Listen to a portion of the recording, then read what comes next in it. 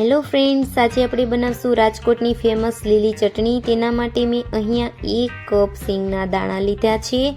હવે તેને આપણે મિક્સરમાં ક્રશ કરી લેવાના છે। બહુ ઝીણો ભૂકો નથી કરવાનો, અધકચરા કરવાના છે, તેથી આપણી ચટણીનો ટેસ્ટ એકદમ સરસ આવશે। હવે આપણે ક્રશ થઈ ગયા છે દાણા, એને સાઈડમાં રાખીને આપણે જે મરચું ને એવું બધું લીધું છે એને ક્રશ કરવાનું છે। અહીંયા 4 નંગ મેં મરચાં લીધા છે, એ પણ તીખા લીધા છે।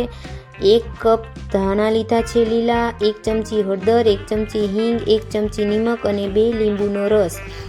હવે આને ક્રશ કરી લીધું છે। હવે એમાં સિંગનો ભૂકો એડ કરીને પાછું થોડી વાર ક્રશ કરી લેશું। બહુ ઝાઝું ઝીણું નથી કરવાનું।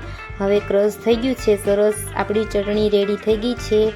તમે આને નાસ્તા સાથે અથવા તો વેફર સાથે લઈ શકો છો। તમને વિડીયો સારો લાગ્યો હોય તો લાઇક, શેર અને સબસ્ક્રાઈબ કરજો। Thank you.